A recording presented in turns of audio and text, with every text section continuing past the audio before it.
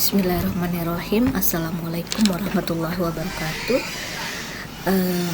Hari ini kita akan membahas mata kuliah kita, Pendidikan Budaya Anti Korupsi. Baik, untuk pertama ini kita akan membahas tentang korupsi. Apa itu korupsi? Ya. Nah, apa sih korupsi? Nah, korupsi itu bahasa Latinnya corruption, yang artinya pembusukan.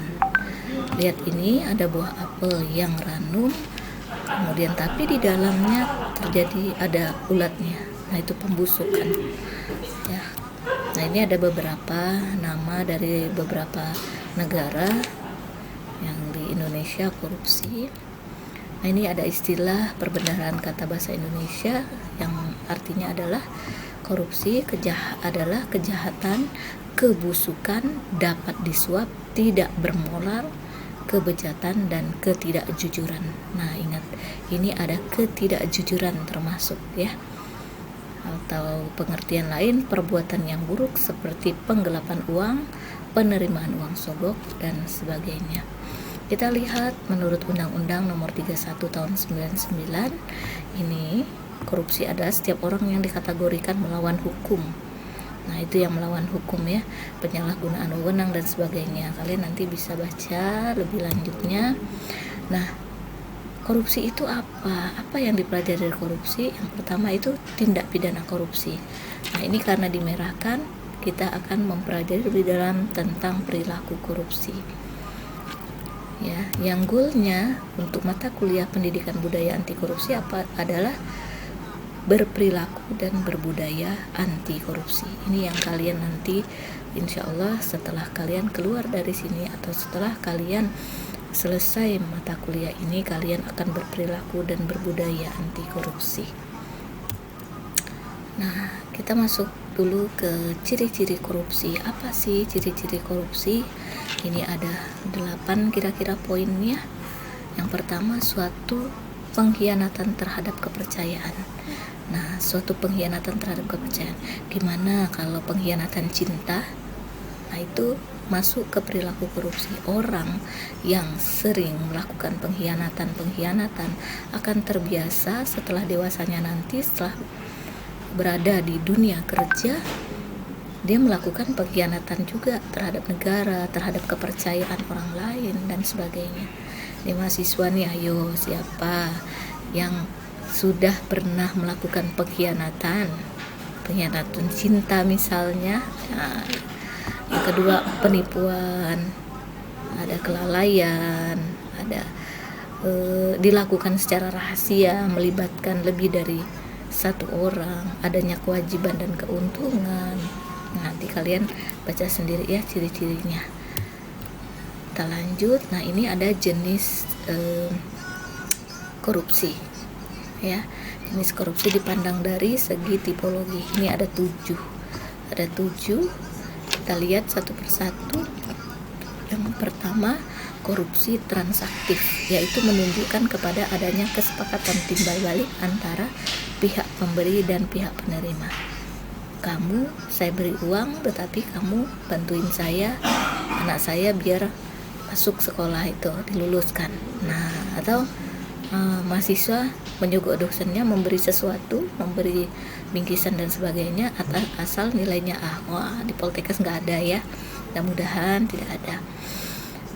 Itu contoh saja.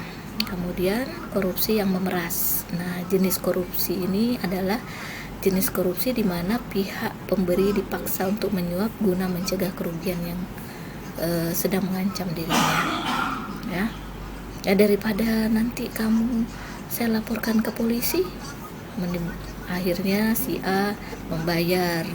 Itu biasa dilakukan, sering terjadi pada pejabat, ya, pejabat yang melakukan suatu penyelewengan, tetapi dia untuk menutupi itu ada orang yang tahu. Nah, akhirnya dia membayar orang yang tahu itu untuk tutup mulut. Nah, ini hati-hati. Kemudian korupsi investif. itu pemberian barang atau jasa tanpa ada pertalian langsung dari keuntungan tertentu. Jadi tidak ada keuntungan pada saat itu, tapi keuntungan yang akan datang. Misalnya saya seorang pejabat, kalian memberikan saya bingkisan, kemudian besok memberi bingkisan lagi. Untuk apa? Agar kalian dipermudah dalam waktu ke depan bila ada permasalahan, lalu dipermudah oleh saya yang pejabat itu. Nah, gitu kira-kira ya contohnya. Nah, ini korupsi perkerabatan. Ini adalah menunjukkan yang tidak sah terhadap teman atau sanak saudara untuk memegang jabatan. Jadi keponakan saya, kalau saya jadi pejabat, keponakan saya, anak saya, cucu saya, atau ipar saya, semua saya masukkan. Nah, itu kira-kira tanpa kompeten di bidangnya. Nah, hati-hati nih. Ini sering terjadi. Kemudian korupsi defensif adalah perilaku korban korupsi dengan pemerasan. Korupsinya adalah dalam rangka mempertahankan diri. Nah, ini hampir sama dengan yang tadi ya. Dalam rangka mempertahankan diri, akhirnya dia korupsi. Misalnya saja kalau di kampus dibully, kemudian dia harus membayar. Kalau ketemu sama kawannya yang badannya lebih besar dan lebih bongsor, di sini ada nggak ya yang lebih besar dan lebih bongsor? Nah, itu dimintain duit. Nah, akhirnya memberi terus setiap hari, akhirnya uang jajannya habis. Lalu dia bilang sama ibunya mau beli buku, padahal untuk memberi itu. Nah, itu termasuk korupsi ini ya, defensif. Korupsi yang otogenik yaitu korupsi yang melaksanakan oleh diam-diam seorang per orang saja dia. Ini biasanya terjadi pada bendahara. Dia korupsi, kemudian dia tulis sendiri pengeluarannya untuk menutupi apa yang dia ambil. Kemudian ada korupsi dukungan. Nah, ini korupsi dukungan yang tidak secara langsung menyangkut uang atau imbalan. Nah, ini dukungan. Misalnya saya mendukung si A dalam pilkada, kemudian ada kandidat B, tanpa sepengetahuan saya suara saya itu diberikan kepada si B padahal saya mendukung si A. Itu korupsi dukungan. Nah, di sini kalian klik ini URL gitu ya, ada film di sini, kalian tonton filmnya. Setelah filmnya ditonton, nanti akan ada tugas. Nah, ini ada diskusi kelompok. Jadi di kelas kalian dibagi 3 kelompok ya, ya.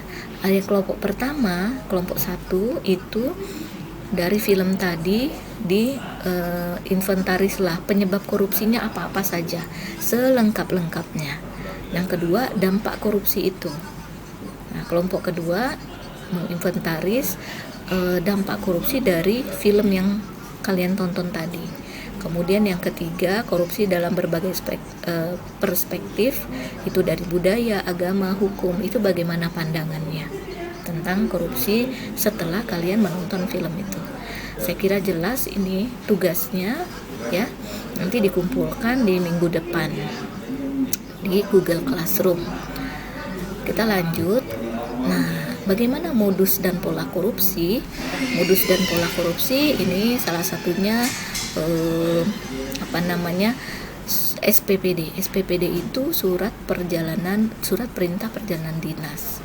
Nah, itu di tiket dan program fiktif. Jadi mungkin ini bukan biasa ya, terkadang orang membuat program fiktif, kemudian ada tiketnya juga. Tiketnya misalnya programnya untuk konsultasi ke pusat, ke Jakarta, kemudian ada tiket kosongnya, seolah-olah program itu berjalan, seolah-olah berangkat dengan tiket pesawat, tetapi ternyata tiket pesawat kosong itu bisa dibeli tuh. Nah, ini untuk menjarah APBD dan APBN. Nah, aktornya siapa? PNS, penegak hukum, ya kadang dan lain-lain, ya. ada birokrat, maklarnya, ya, anggota DPR, DPRD dan sebagainya. Nah, ini beberapa modus. Nah, modus korupsi saat ini ada yang melibatkan keluarga juga nih. Ya, ada suami, istri, ayah, ibu, anak, kolaborasi dengan kerabat dekat, ipar, kakak, adik, ya, mertua, menantu dan seterusnya. Nah, ini melibatkan anggota keluarga sebagai sarana tindak pencucian uang. Jadi dibikinkanlah seolah-olah anak punya rekeningnya gendul. Masa anak umur 5 tahun rekeningnya 5 miliar, nah gitu kan. Nah, atau polis asuransi, jadi asuransi masukkan ya anaknya asuransi yang paling mahal, sorry ya, ini di ruang dosen agak ribut nih. Polis asuransi, kemudian investasi aset. Jadi mungkin anak umur 5 tahun dibelikan, udah punya tanah dan sebagainya, gitu ya, untuk diberikan aset atas nama menantu, atas nama ipar dan sebagainya. Ini modus korupsi saat ini. Nah, ini ada modus korupsi di sektor kesehatan. Ini banyak sekali, ada penyelewengan APBD, APBN sektor kesehatan dari Jamkesmas, ya, kemudian intervensi politik dalam anggaran kesehatan. Ini bisa saja misalnya dinas kesehatan punya program untuk ke masyarakat, ya, untuk kesehatan ke masyarakat. Nah, misalnya sekarang aja mau bagi-bagi hand sanitizer, kemudian mau tes rapid, kemudian bagi-bagi masker, itu memerlukan dana sekian dan diajukan ke APBN, APBD, gitu kan. Nah, tetapi orang-orang DPRD atau DPR atau DPRD itu mereka harus diberi uang dulu supaya mereka mau tanda tangan. Terkadang nakalnya di situ. Kemudian ada pungli oleh PNS, ya, kecurangan dalam pengadaan barang dan jasa. Nah, ini barangnya belinya 1.000 dibilang 2.000 harganya. Nah, ini penyalahgunaan keuangan di rumah sakit. Nah, klaim palsu dari rumah sakit.